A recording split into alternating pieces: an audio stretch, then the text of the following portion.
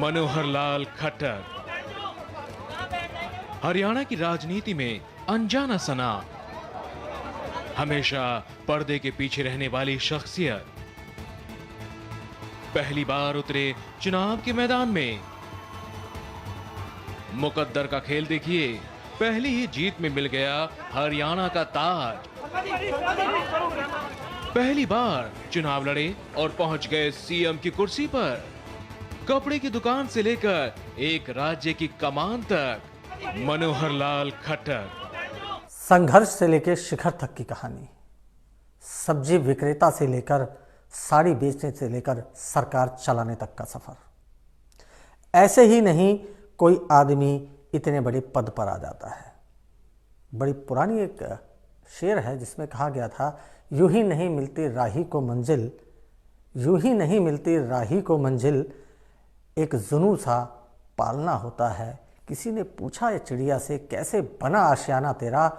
चिड़िया मुस्कुराकर बोली, बार बार उड़ान भरकर तिनका उठाना होता है। ऐसी ही कहानी है मुख्यमंत्री मनोहर लाल की। आपको बताएंगे वो रहस्य जो आज तक आम जनता के सामने नहीं आए, जिसके चलते तमाम विपक्षियों ने और कुछ अन्य लोगों ने भी ये तक कह डाला कि ये पैराशूट के मुख्यमंत्री हैं, इन्हें तो पैराशूट से लाया गया है। लेकिन असल बिल्कुल इसके उलट है।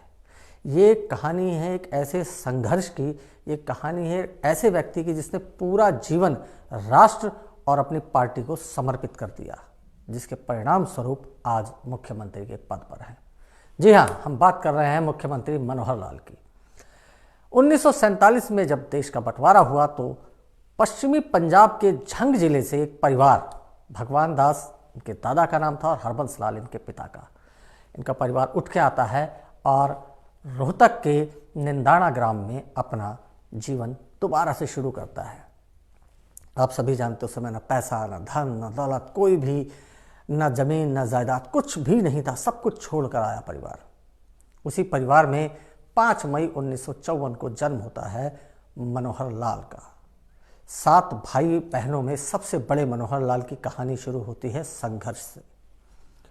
उस समय उनका परिवार खेतीबाड़ी ही किया करता था, जिस पर उन्हें मदीने में जो जगह दी गई उसे बेचकर उसी के पास बनियानी गांव में इन्होंने अपना आशियाना बनाया, यानी रोहतक से 8 किलोमीटर दूर। मनोहर लाल पढ़ने लिखने के शौकीन थे। 10वीं तक इन्होंने बाकायदा वहीं पे पढ़ाई करी और इसके साथ साथ आपको बता दें, रोज सुबह उठना, खेत से सब्जी काटना और उसे ले जाकर मंडी तक 8 किलोमीटर साइकिल चलाकर बेचते थे। तब चलता था घर का खर्चा। पिता के साथ मदद करते रहते थे। 10वीं पास करने के बाद जब इन्होंने आगे पढ़ने की इच्छा जताई तो जाहिर सी बात है आर्थिक तंगी के चलते पिता ने मना कर दिया। लेकिन मनोहर लाल रुके नहीं।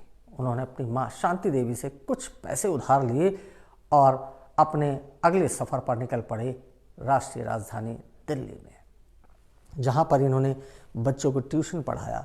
इसके साथ साथ सदर बाजार में कपड़ों का काम भी किया।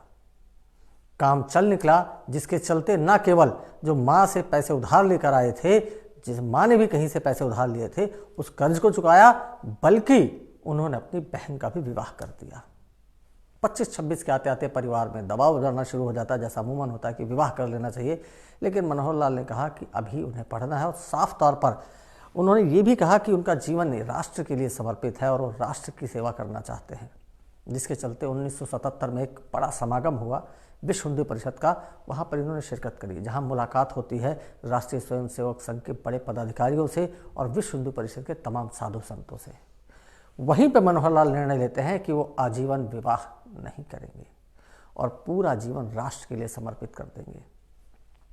परिवार को जब पता चलता है तो परिवार काफ़ी विरोध करता है, लेकिन उन्होंने साफ तौर पर मना कर दिया और पूर्णतः राष्ट्रीय स्वयंसेवक संघ को समर्पित हो गए। वहीं पर अपनी सेवाएं देते रहे। 14 साल राष्ट्रीय स्वयंसेवक संघ में अलग अलग पदों पर काम करने के बाद जब संघ ने यह माना कि कहीं ना कहीं राजनीतिक सक्रियता और राजनीतिक सूझबूझ है, तो इन्हें फिर 1994 यानी 1994 में इन्हें भारतीय जनता पार्टी की कमान दे दी जाती है। भारतीय जनता पार्टी कमान का अभिप्राय यह है कि उन्हें अनेक पद दे दिए जाते हैं, जिसके चलते उन्हें पहली बार बंसीलाल सरकार यानी हरियाणा विकास पार्टी के साथ मिलकर हरियाणा में सरकार बनाते हैं। लेकिन दूरदर्शिता और सूझबूझ से जब इन्हें पता चलता है मनोहर लाल को कि इससे सरकार की लोकप्रियता घट रही है, तो गठबंधन वापस ले लेते हैं, यानी सरकार से अपना समर्थन वापस लेते हैं और निर्णय लेते हैं कि इनेलो को, यानी कि चौटाला की पार्टी को बाहर से समर्थन देंगे। ये भी इन्हीं की सूझबूझ का नतीजा था, जिसके चलते हरियाणा में 10 की 10 लोकसभा सीटें गठबंधन जीत जाता है। मनोहर लाल की राजनीतिक सूझबूझ के चलते इन्हें बाकायदा प्रधानमंत्री मोदी कच्छ में हो रहे चुनाव के दौरान बुलाते हैं, जहां पर 6 में से 3 सीटों पर विजय प्राप्त करने में कामयाब रहती है भारतीय जनता पार्टी। इसके अतिरिक्त सन 2014 का जो बहुत बड़ा चुनाव माना जाता है हरियाणा राजनीति में, प्रधानमंत्री मोदी के प्रचार के लिए बनारस में 50 वार्डों का जिम्मा भी इन्हें दिया जाता है और वहाँ भी अभी नतीजा आपके सामने है।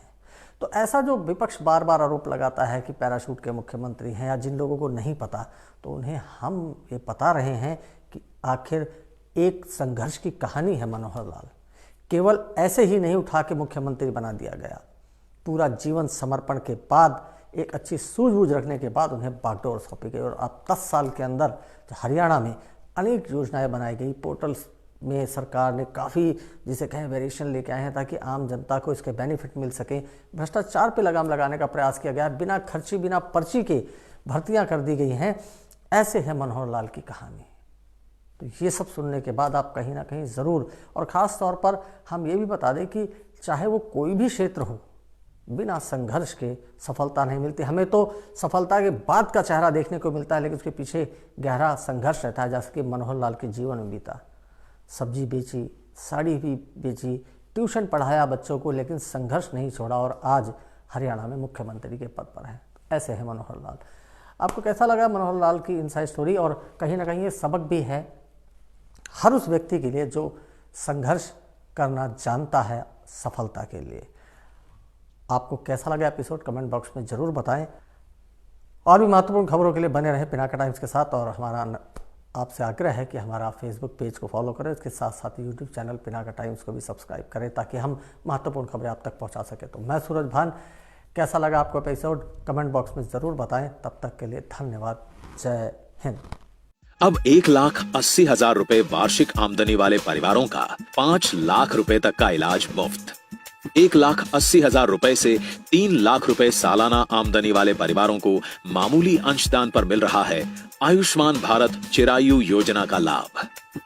हरियाणा सरकार ने हर पात्र व्यक्ति तक पहुंचाया निशुल्क इलाज। बेहतर हुई सुविधाएं, बढ़ रहा है स्वास्थ्य।